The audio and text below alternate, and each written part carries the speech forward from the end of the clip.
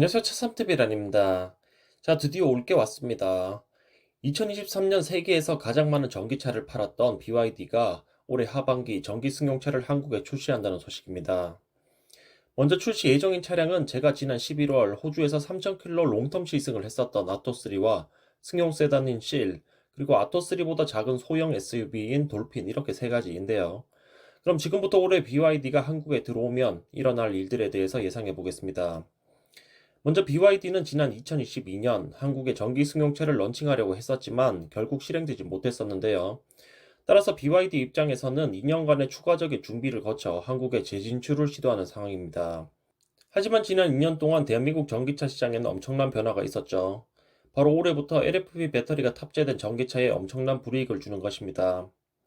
이 때문에 LFP 블레이드 배터리가 강점인 BYD 입장에서는 2022년이 2024년보다는 한국 진출에 적절한 시기였을 것이라 생각을 합니다.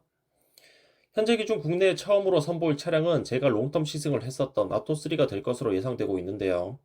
이 아토3의 일본 가격은 소비세 포함 약 4,400만 원입니다. 현재 테슬라 모델 Y RWD가 5,500만 원 미만으로 출시될 경우 보조금이 고작 200만 원 남짓으로 예상되고 있죠.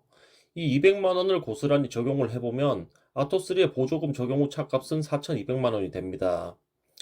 5,399만 원으로 출시될 경우 약 5,200만 원에 구입이 가능한 하이랜드 RWD와는 1천만 원 차이, 토레스 EVX와는 거의 비슷한 가격이 되겠네요. 자, 시청자 여러분들 중에서 BYD의 준중형 SUV를 4천만 원 넘게 주고 사실 분들 혹시 계신가요? 아마도 없을 것이라 생각을 합니다. 저 역시도 현재 상황에서는 BYD는 한국에서 망할 것이라고 생각을 하고 있는데요. 하지만 BYD의 이번 한국 진출은 상당한 의미를 가지게 될 것 같습니다.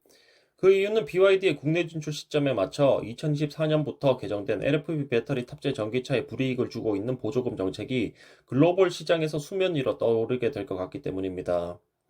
이미 미국 커뮤니티에서는 LFP 배터리 차별에 따라서 테슬라가 받는 불이익에 대한 내용이 널리 퍼지고 있고, 아토3 출시 이후부터는 중국 역시 가만히 있지는 않을 것 같은데요. 이것은 현대기아 자동차가 가장 공을 들이고 있는 미국과 중국 시장에서 향후 그 어떤 불이익을 받게 되더라도 이제는 더 이상 사정을 봐달라 말하기 힘든 상황이 될 것으로 보이고요. 결국 이것이 누가 더 손해인지를 따져본다면 비교 불가로 한국이 더 큰 손해를 보는 상황이겠죠.